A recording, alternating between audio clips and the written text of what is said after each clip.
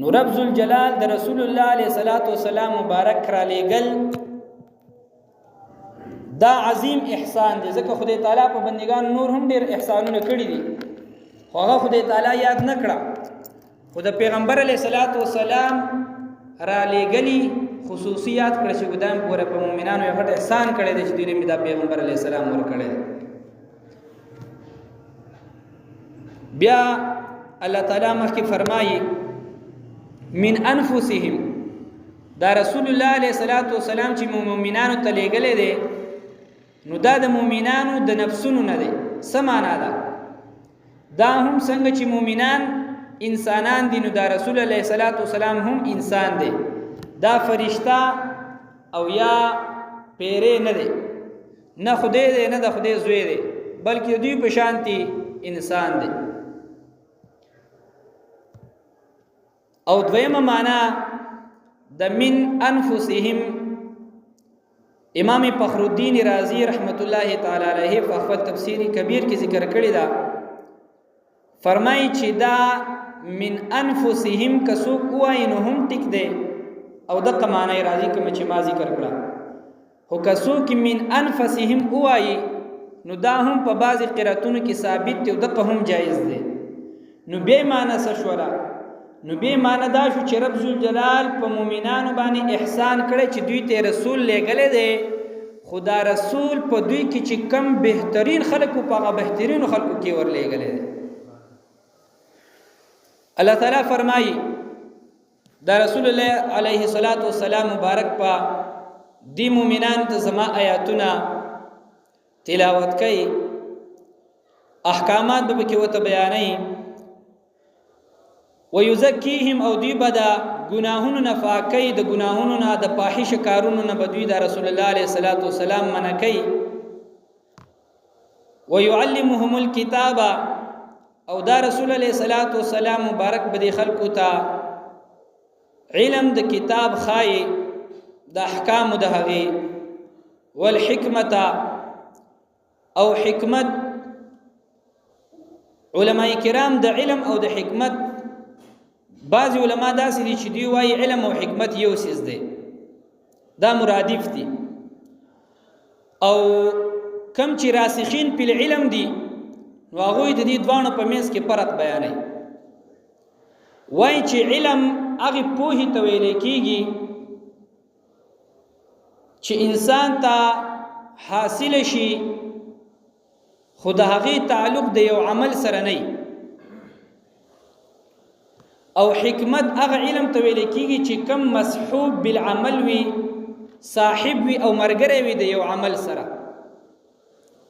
لکه مثال فطور باندې مونږ او تاسو په خپل معاشره کې ډاکټر ته حکیم وایو، کم چې خلکو له بوټونه د زیلونه او د نور قسمه کم چې زرعیات دي د اغین دوایانې جوړي هغه ته مونږ حکیم وایو. نو دته حکیم څه ویل کېږي؟ حکیم خپل معنا پوها چې دغه کم بوټي را الیو ټکي، نو چې کم کس ته د هغې پته نشته لري چې یار دا کار ولې کوي، ابو چې لکه مازغه دي خراب دي دا سکه ځان دي کار کتل بوټي را الیو ټکي او دا ټک ټک دي جوړ کړي، خدا کم کس چې دا خبره کوي نو دی حکیم نه دی. نه د حکیمانو علم وتشتري چې یاره و د دوی سره د دې علم شتري. حکیم چې دی دا ټکي نو دا به مقصد اسې نه ټکي، داغه پدې کې خپل یو مقصد پروت دی، هغه مقصد چې کوم علم دی دغه علم ته حکمت ویل کېږي. دغه رنګ نور هم علما کرام مختلف قسم معناګانې کړي دي. بعضی خلک وایي چې یاره د حکمت نه مراد دلته کې احادیث د حضور علیه الصلاۃ والسلام دي، دغه معنا هم ټیک ده. نو پیغمبر علیه الصلاۃ والسلام مبارک په خلکو ته حکمت خایي، احادیث خپل مبارکه به ته خایي، قران کریم به ته خایي. او د حکمت بل معنا دریمه دا چې د حکمت نه مراد عقلی علم شي، چې حضور علیه الصلاۃ والسلام بخپل امت ته د نقلی علم سره سره عقلی علوم هم ورخای. وان كانوا من قبل لفي ضلال مبين، اگر کدا خلق مؤمنان د دین مخ کی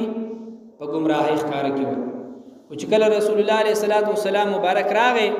د رسول الله علیه الصلاۃ والسلام مبارک نمخ کی خلق به بوتانو ته سجدي کولې 360 بوتان په حرم شریف کې پراته ول او د مکی مکرمه مشرکانو د چا پرچل نه بخلک راتل چې کعبه شریف زیارت له بسوک راتلو دغه نه به طواف کو دغه بوتان پراته د عبادتونه به کول او چې کله رسول الله علیه السلام راغی هغه بوتان ټول حرم شریف نه حضور علیه الصلاۃ والسلام مبارک په توپیل سره ختم کړی شو او په پارس کې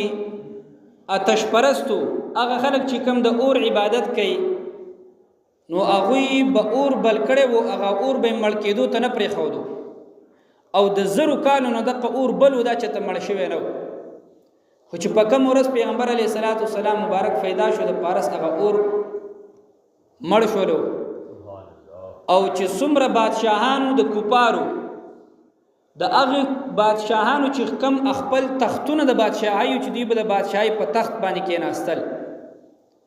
دوی چې سار را پاسې تختونه د ټولو الټه شي ول الټه پراته و د حضور علیه الصلاۃ والسلام مبارک د ولادت با سعادت په مقبانی رب ذوالجلال نور هم ډیر عظیمی علامات او نخ ښکارا کړی دي ان شاء الله تعالی عزوجل چې بقدر طاقت به اساس د وړاندې بیان کما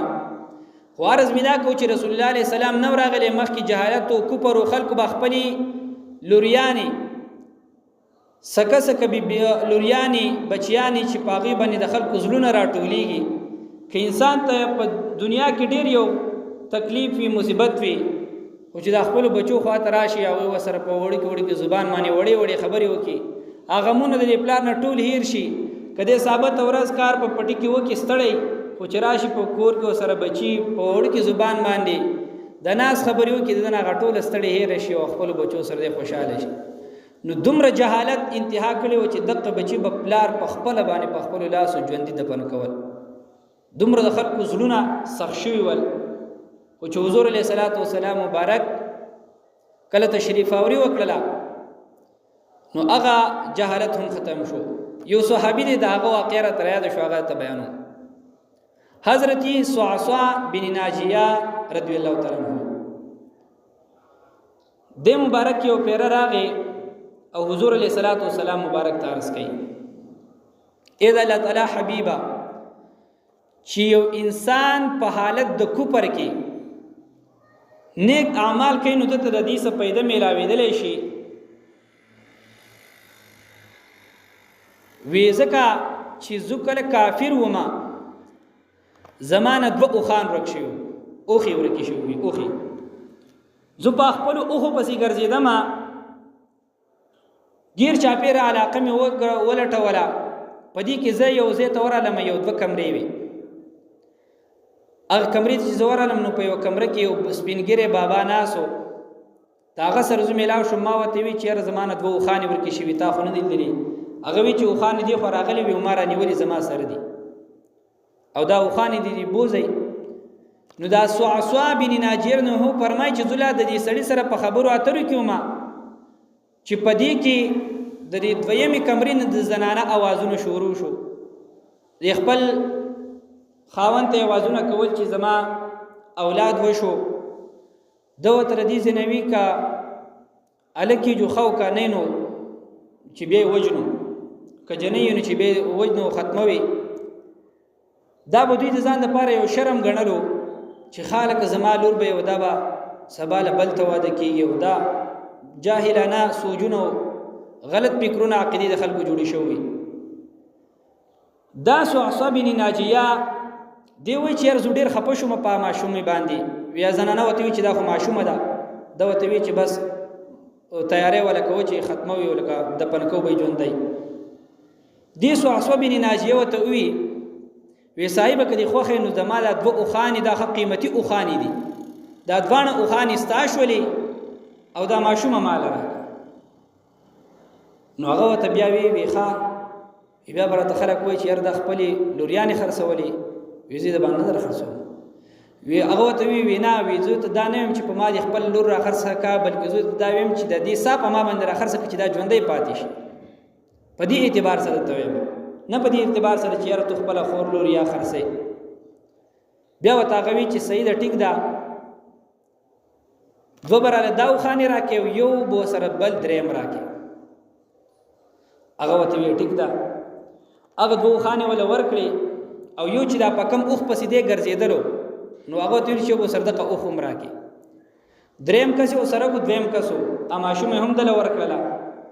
او هغه اوخ باندې دې کېناستلو خپل زی تراغه چې کله را ورسېدو نو هغه کم اوخ چې بوله هغه دا کې بوډا غا کس لور کو حواله کو ته دریوانو خان چې دین بوډا ته پاتې شو ماشومه ته د بچ کړل پیغمبر علیه الصلاۃ والسلام مبارک ته چې کله دا خبره کول د حضور اسلام کیفیت بدلیدل ځکه چې پیغمبر علیه الصلاۃ والسلام مبارک فضل باندې ډیر نرم بیا وته دا سو عصبین ناجیه عرض کئ اې د الله تعالی حبیبا وی کله چې ما دا کار وکړم ما ته د خپل کار ډیر خپل ښکار شو لا ایمان مې نه راوړې پالت د کوپر کېوم خدا کار ته ډېر ښکلی ښکاره شو بس چې په علاقه کې به ګرځېدم چې د چا به لوریانې کېدي نو او هغوی به وجنې ما به ته چې مړه کوئ ما زه به دله دوه اوښانې در کوم او هغه جنې ماله راکوئ زه به یې ساتم وی تر دې پورې چې 360 بچیانې ما د خلکو بچ کړلې او ما پکې دغه دوه اوښانې ورکولې او هغه به مې ساتله ځان پیغمبر صلی الله علیه وسلم مبارک ته چې کله دا خبر ورو حضور صلی الله علیه وسلم مبارک ډېر خوشاله شو او بیا وته فرمایل چې ایسو عصبینا بن ناجیه تو دا غي نور سونه بدل غواړي دا د اغه د برکت خو تعالی خو تعالی نن ایمان در نصیب کړي او دا د مؤمنانو زمونږه عقیده د قران کریم فیصله د وقدمنا الی مما عملوا فجعلناه هباء منثورا الله تعالی فرمایي چې د کوپارو کوم عملونه دي نو مونږه بدغه دوړکو په هوا کې وداسه خواره به مقصد دا چې د کوپارو عمل هغه ته پیدا په قیامت کې نشي ورکولې خو په دنیا کې کوپارو ته خپل نیک اعمال چې دغه بدل ورکولې شي پیغمبر اسلام فرمایي کافرو ته چې د رزق ملاويږي بعض ته پراخي وي دغه وت اکثر دی وجني چې دی په دنیا کې خکې نو دغه بدل ورکړي تعالی په دنیا کې ختمي چې آخرت ته دا وې صفات نه نو عرض مینا کو چې داسې جهالت او حضور علیه الصلاۃ والسلام مبارک چې کله راغی نو دغه د کفر او د جهالت دغه نظام لاړو او اسلامی نظام او د امن او د مینې او د محبت نظام رب ذوالجلال په دنیا کې قائم کو رب ذوالجلال دی بیا حق شان د حضور علیه الصلاۃ والسلام د دور او دغه په نقش قدم تللو باندې نظام زموږ اساس د ټولو نصیب وګرځولې کی معززو اوس دا دومره عظیم احسان چې خدای تعالی په مؤمنانو باندې کړی دی تر دې چې خدای تعالی په خپل قرآنی کریم کې ذکر کړی دی نو بل ځکه الله تعالی ارشاد مبارک فرمایي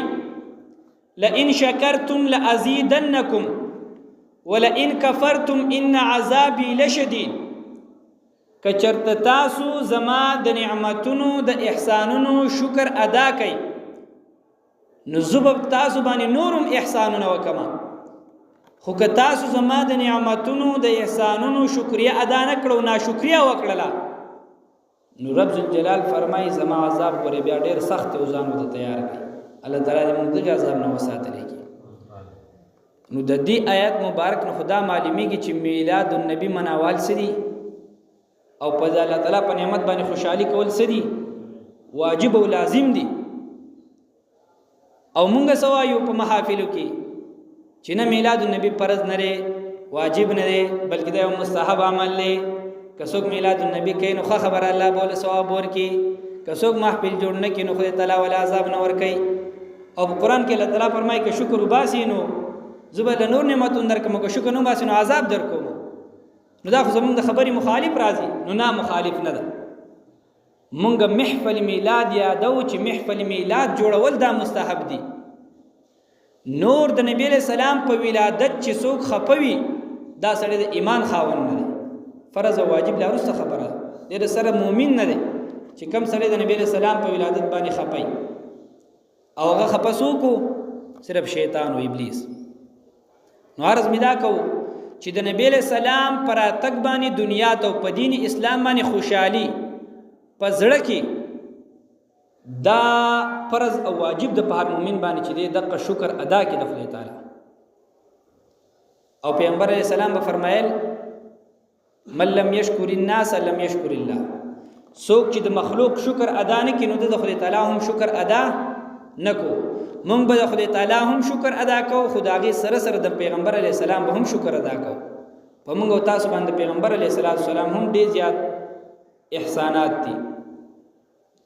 رب ذوالجلال او تزمنګه خپل عقیده نصیب کړي کی. محترمو، اوس په دې نعمت باندې دا خوشحالي مناوهل. بعضی خلک وایي چې یاره دوی په دې میلادونه کوي او دا محفلونه کوي، وایي چې زمونږ د پیغمبر علیه السلام سره عشق او محبت دی. نو که چېرته کې دا جایز وی او دا رښتیا د مینې محبت نښه وی، نو د نبی علیہ السلام په امت کې خو ابوبکر صدیق، عمر فاروق، عثمان او علی رضی الله تعالی عنهم اجمعین، د دوی نه زیات عاشقان د پیغمبر علیہ السلام څوک نه وو. پکاره چې دوی دا میلادونه کړي وي دغه شان دي، خو چې هغوی نه دي کړي او دوی یې کوي نو یې پته ولګېده چې یاره دا بدعت دی او ناروا دي. نو موږ ورته وایو چې خدای دې په سترګو ړوند کا چې ته دا کتابونه وینې او د پیغمبر علیہ السلام دا صفت پکې نه وینې. سنن نسائی شریف په حقیقی حدیث شریف موجود دی. امیر معاویہ رضی اللہ تعالی عنہ مبارک فرمائی مونږ په مسجد نبوی شریف کې ناسو، پدې کې جناب رسول الله صلی الله علیه وسلم مسجد تراغیم. رسول الله علیه الصلاۃ والسلام مبارک صحابه کرام ته فرمایي ما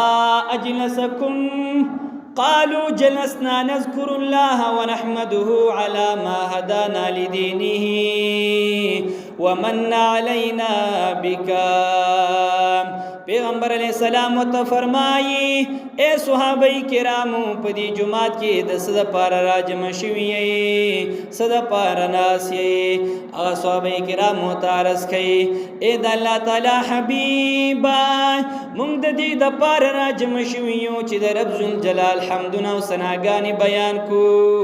په دې خبره باندې چې خدای تعالی مونږ ته دین اسلام را نصیب کړي دی او اے د الله تعالی حبیب استا غوندي هستی مونږ ترا لېږلې ده. سبحان الله. نو دغه میلاد نور سخکري خو نه مونږ وایو چې میلاد النبی صلی الله علیه وسلم دا که څوک د محفل په صورت کې مناو کې هم جایز ده او دا ډیره بهترینه طریقه ده. ولی پیدې ډیره زیاته ده. خلکو ته به کې دین مې بیان کړی شي، د پیغمبر علیه السلام صورت، سیرت، احادیث، قرآن به کې بیان کړی شي. او چا چې د قرآن کریم چا چې یو باب دا مسلې یاد کو نو پیغمبر علیه السلام فرمایي د 100 رکعاتو نفل ثواب سیوا ده. نو په داسې محافلو کې انسان ته د حضور اسلام عشق او مینه محبت میلاو شي، هغوی ته به کې د قرآن او د حدیث علم میلاو شي. نو څنګه موږ کوشش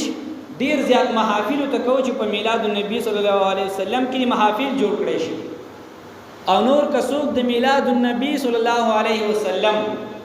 په نوم باندې صدقه وکي، صرف صدقه وکي، دغه هم میلاد النبی صلی الله علیه وسلم دله به خدای تعالی ثواب ورکړي. او کڅوک روزه ونیسي دغه هم میلاد النبی صلی الله علیه وسلم دی. ځکه صحیح مسلم شریف کې حدیث مبارک موجود دی.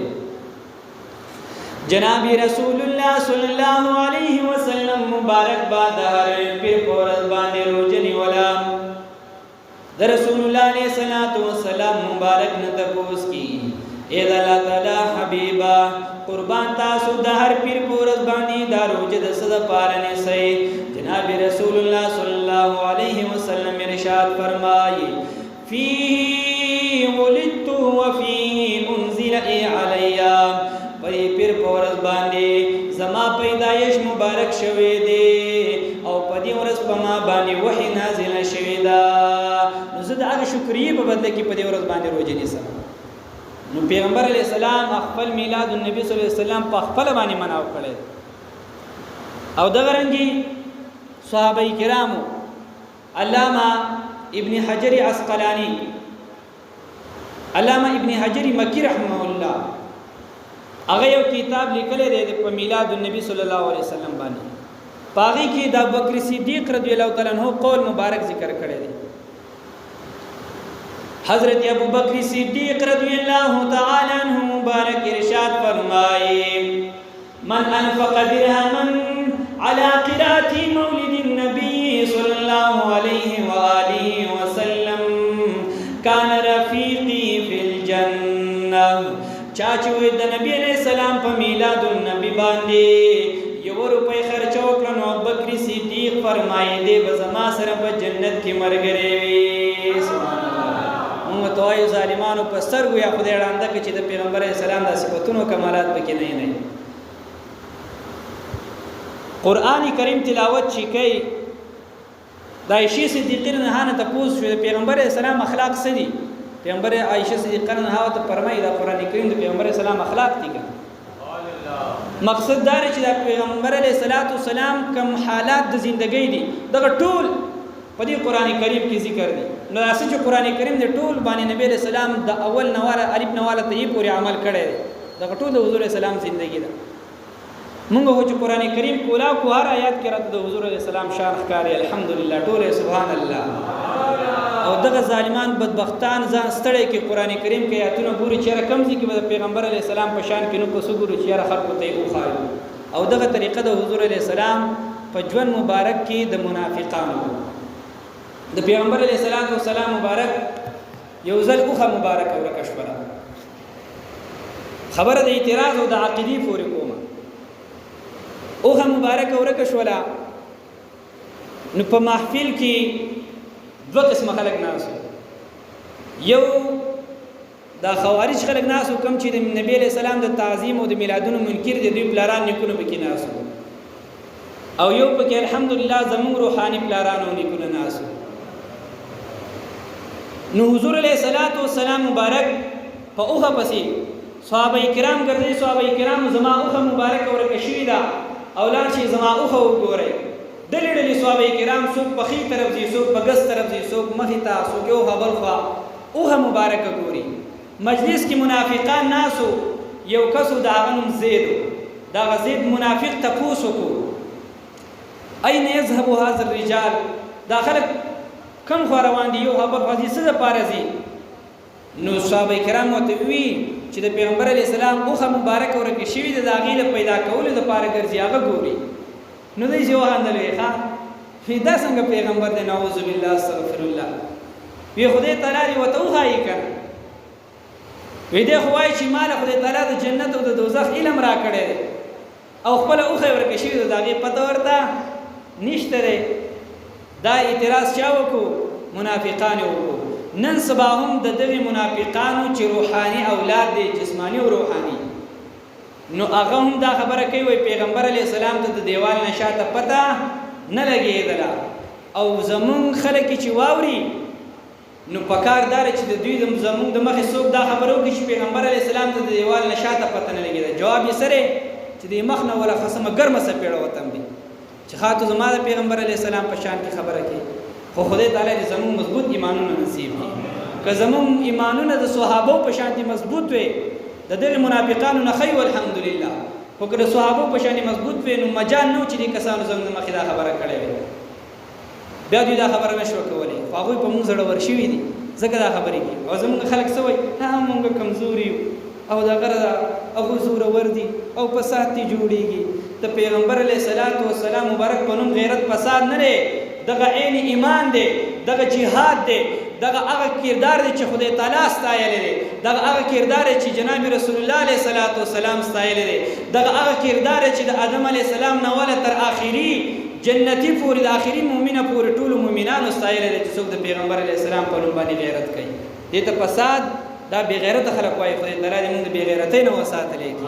نو چې کم خلک دا خبره کوي پیغمبر علیه السلام ته د دیوال نه شاته پته نه لګېده دا خبره د صحابي د مخې وشوه اوس د صحابي حالت وګوره ما او تا خو ته سوچ فکر کوم چې خلک د خو عالم دی وګوره پټکي والد او ګيري پرې خو دي دا چې دینو د پیغمبر وارث ته او دی خدا خبرې کوي دی خو دروغ نه وایي چې دې شي پیغمبر اسلام ته برښتیا پته نه زمون خلک کې دغه سوچونه فکرونه کوي په صحابي سره ریاکشن دا کوم حالاتو صحابي مبارک اسید رضی الله تعالی عنہ اسید فاسدو پسې د سره انډیوالو دوی په سفر باندې روانو او چې پسې پاسېدو دیس سپور کنځلې او وکړه چې زما په منبر باندې په زبان نه راځي چې ته بیان کړم او به وته وی قاتلک الله عدو الله نافقت وی د خدای تعالی تبو برباد کا د خدای دشمنه ته غټ منافق وختي او به وته وی چې ستا په ځل کې دومره بغض د پیغمبر علیه السلام سره پروت دی ولی زموږ سره په سفر د جهاد باندې راوتلی وی هلته کې به پاتې شوی بهرحال دغه ته هم ډېرې خبرې وکړې به ورته وی ما ته پته چې پیغمبر علیه السلام به اجازت را نه کړي کنې ما به په دې ځای کې تو په شرمناک مرګ باندې وجلی دا ورته صحابي رضی الله صرف په یوه خبره باندې چې هغه دا منافق دا خبره وکړه وی پیغمبر علیه السلام وخوره که شي پته ورته نشته دی دا ورته موږ ته دا خبرې کې وی زموږ پیغمبر علیه السلام مبارک اوخه خو وړوکې خبره ده هغه موږ له د اسمانونو او د جنتونو د قیامت او د وړاندې شوي د تېر شوي او د راتلونکي زمانې د غیبو خبرونه راکوي اوخه پکې لاسه خبره بیا ټول صحابه کرامو ته بدې ردې شروع کړې رټلې پې شروع کړه دی د خپلو انډیوالو نه تنګ راغی پاسېدو د هغوی د خوا نه ووتو لاړو د پیغمبر علیه السلام خوا ته چې یاره دوی خو د پیغمبر علیه السلام د مخې خبرې نشي کولی هلته به ماته امن او امان میلاو شي جناب رسول الله علیه السلام خوا ته چې کله لاړو د حضور علیه السلام د مخ آثار بدل شوي ول حضور علیه السلام په جلال کې راغلی و حضور علیه السلام منبر شریف ته وختلو پاسېدو تقریر شروع کړو حمد و ثنا د خدای تعالی وفرمایله بیا یې وي ای صحابه کرامو په تاسو کې بعضې خلک را دننه شوی دی چې هغوی په دې خبره باندې ډېر خوشحاله دي چې د پیغمبر علیه السلام اوښه مبارکه ورکه شوې ده او هغه پسې خلک ګرځئ او پیغمبر علیه السلام ته خپله اوښه معلومه نه ده وی واورئ دا خبره زما سره د ځانه علم غیب نشته دی زما سره هغه علم دی چې کوم ماله خدای تعالی راکړی دی او وی ورشئ زما د اوښې پړی په فلاني ځای کې ونې ترختی دی هغه ډېر کوشش کوي چې زما خوا ته راشي خو پړی ونې ترختی دی لاړ شي پسې ماله خدای تعالی علم راکړی دی او هغه اوښه زما راولئ صحابي مبارک فرمایي وایي موږ په مجلس کې تشریف فرماو وی چې کله پیغمبر علیه السلام دا خبره وکړه صحابه کرام په منډه باندې لاړه چې وایي کتله هم هغه شانتي د حضور علیه السلام د اوښې مبارکي پړی چې دی نو د ونې په خاښ کې نښتی و اوښې ډېر زورونه کړي وو خو پړی کلک ونه شوه راتللی صحابي مبارک اوښه د پړي نه نیولې ده او د نبي علیه السلام مبارک دربار ته راغی دغه د صحابه کرامو عقیده او ایمان دغه زید د تک زیړ شو او واپس یې منډې کړې خپلو ملګرو خوا ته راغی چې راغی خپلو ملګرو ته چې څنګه وکتل مړ د هغوی د ایمانونو نه قربان رب ذوالجلال زموږ دا شنې غیرتي ایمانونه نصیب کړي دا یې ملګری و دا یې کلیوالو دا د دوی خپل کس و خو چې د حضور په شان کې ګستاخي وکړله نو ځکه ستا دپاره مې دوستۍ هم دشمنۍ دي حاجي صاحب فرمایي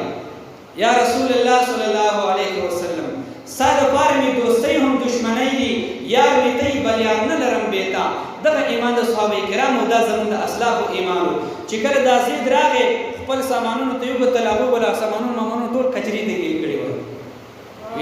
وی د منافق سره زموږ سره ځای نشته دی او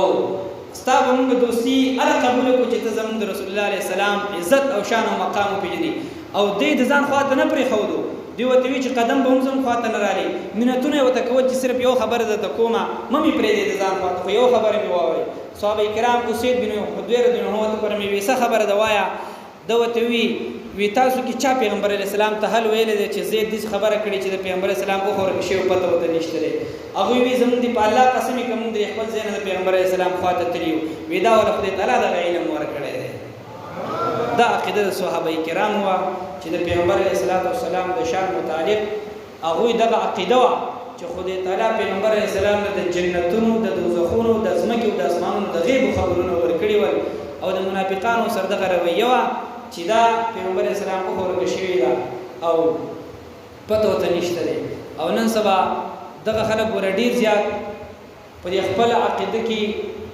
ډېر په تیزۍ باندې په مخ کې روان دي او خلک ګمراه کوي خو ګوره ورونو دا خبرې زما ښه دړه په غوږونو واورئ او داسې نه چې په یو غوږ یې واورئ په بل یې وباسئ او دې خبرو له په زړه کې ځای ورکړئ دې له په دماغو کې ځای ورکړئ خپل ځان هم خپل اهل او عیال هم د هغې خلکو نه وساتئ چې کوم خلک تاسو د پیغمبر علیه السلام شان او د اولیاء شان نه بیانوي. که نه ګورئ هغه د منافقانو په شانتې خدای مکه بیا مکه او تباه برباد دی. خدای تعالی دې موږ تاسو ټول د تباهۍ نه وساتلی کړي. نو خپل بچي به د صحیح عقیدې خلکو ته کېنوئ، داسې میلادونو محافلو ته به یې راولئ. د پیغمبر علیه السلام ارشاد مبارک دی خپل اولاد ته 3 خبرې وښایئ. یو ته زما محبت وښایئ. د ټولو نه اول پیغمبر علیه السلام فرمایي خپل اولاد ته څه وښایئ؟ زما محبت ورته وښایئ. دویم حضور علیه السلام فرمایي زما د اهل بیت او زما د خاندان محبت ورته وښایئ. په 3مه مرتبه کې حضور علیه السلام مبارک فرمایي چې خپل اولاد ته قرآن کریم ور وښایئ. زمون خلکو خپل بچی ته قرآن کریم ښایي، خو د هغې نه چې اوله باندې لازمي خبرې کومې پیغمبر علیه السلام ذکر کړي چې ورته زما محبت وښایئ، زما د اهل بیتو محبت ورته وښایئ، خلکو خپل بچي د هغې نه لرې ساتلي. هم هغه وجې چې بیا دا بچي رالوی شي بیا وایي یاره پلار مې نه پوهېدو په تیاره کې تېر شوی د مشرکو پیرانو باباګانو ته به یې اوازونه کړل. ولې قرآن یې ورته ښودلی دی، خو د قرآن نه مخکې چې کوم پیغمبر علیه السلام خبرې ذکر کړې وي زما محبت ورته وښایي، هغه محبت یې ورته نه دی ښولی. دا به ورته میلادونو له مزه محبت په کوم ځای کې میلاوېږي، خو په داسې میلادونو په حافلو کې میلاوېږي که نه. د داسې زړې عقیدې والا د سنیانو علما کرامو د اهل سنت والجماعت علما کرامو نه به تا ته د حضور علیه السلام محبت میلاوي، او هغه خپل وجود دا خبره کوي چې یاره نه دا خو بدعتیان دي مشرکان دوی له ملې چې دوی سره نه وي، دغه شیطانانو سره به ګرځي، دغه شیطانانو په طریقه به راوړي. نو خپل بچو ته هم او په خپله باندې هم د ټولو نه لازمي څیز چې دی نو پیغمبر اسلام فرمایي دا زما محبت دی. په دې حدیث شریف نه دغه معلومیږي. او د هغې نه پس 2م نمبر دا بیا د اهل بیتو محبت دی. نو دې خبرې ته اشاره ده که یو سړی قرآن کریم ډېر زده کړي خو چې د ده په زړه کې محبت د رسول الله علیه السلام نه وي، محبت د اهل بیتو پکې نه وي، نو دله قرآن کریم پیدا نه ورکوي. که نه دغه شان علم خو شیطان سره هم ډېر ورسره. او دا نور چې دا 2 او یا فرقې جهنمیان دي، پیغمبر اسلام فرمایي دوی سه تورات او زبور او انجیل هغوی نه وایي، هغوی سه نور د هندوانو کتابونه نه وایي، هغوی هم دغه قرآن کریم وایي. او بیا هم پیغمبر اسلام فرمایي چې دا دوزخیان دي. ولې دوزخیان دي؟ دوزخیان ځکه دي چې د پیغمبر اسلام محبت یې په زړه کې نشته. نو خپل ځان کې هم د ټولو نه اول محبت د حضور علیه السلام، د دغې در سره وفا، او دغه وفا صحابو په اعلان شان سره کړې ده، زمونږ اسلافو کړې ده. انشاءالله تعالی چې تر څو پورې زمونږ په ژوند کې بدن کې ساه وي، څومره په موږ کې ژوند موجود وي، انشاءالله تعالی چې موږ به د حضور علیه السلام سره په قدم قدم باندې وفا کوو. خدای تعالی دې موږ له په دې خبرو باندې استقامت را نصیب کړی. ورونو عرض مې دا کولو چې د حضور صلی الله علیه وسلم په میلادونو باندې خوشحالي مناوهل دا عیني توحید دی او عیني ایمان دی.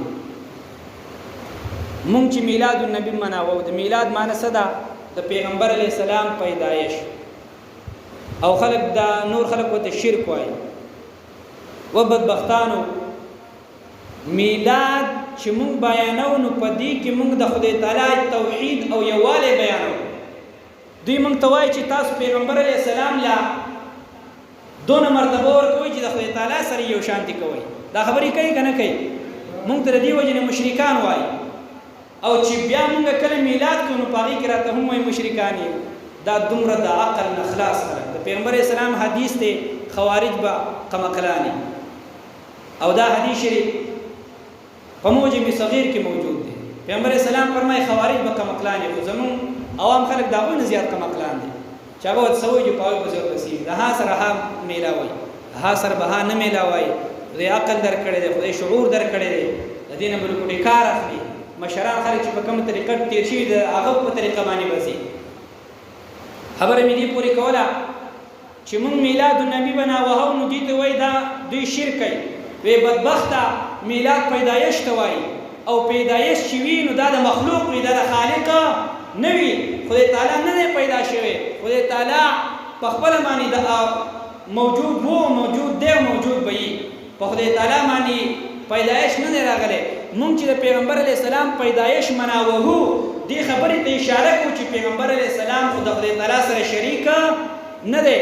ځکه چې پیغمبر علیه السلام پیدا شوی دی، دا مخلوق دی، او مخلوق د خالق سره یو شانتي کېدلی نشي. او دغه ظالمان دا کم خلک چې بیا هم میلاد ته شرک وایي او د عوام پسې بیا هم ورخوشي دي. نو دغه ازلی بدبختی د خدای تعالی دې موږ او تاسو ټول دغه ازلی بدبختی نه په خپل حفظ او امان کې وساتلې. دویم دا چې میلاد النبی صلی الله علیه وسلم د خدای تعالی یو احسان دی په موږ چې موږ او تاسو له پیغمبر علیه السلام را کړی. نو چې څوک د سره احسان وکړي نو ته به سوې دغه به شکریا ادا کړي که نه شکریا به یې نه ادا کړي، ناشکري به یې کړي،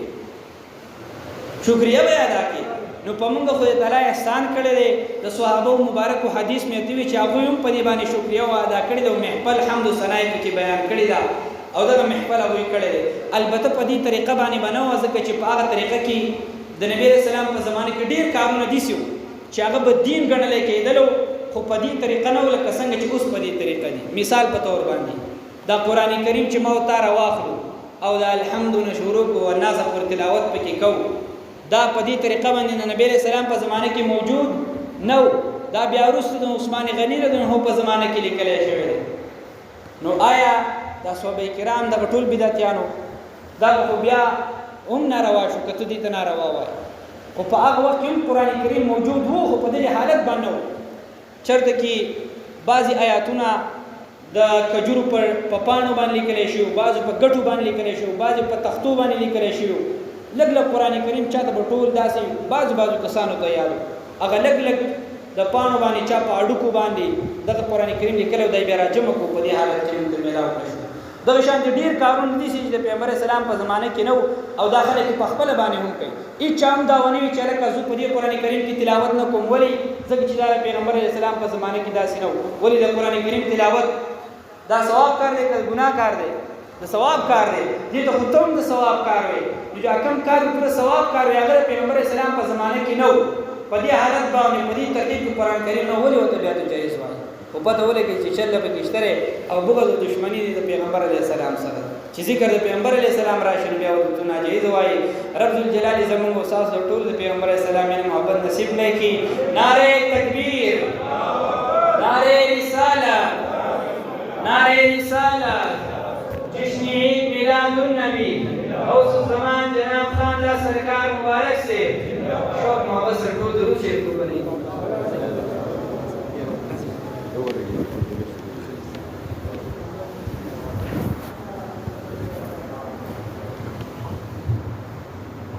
Bien,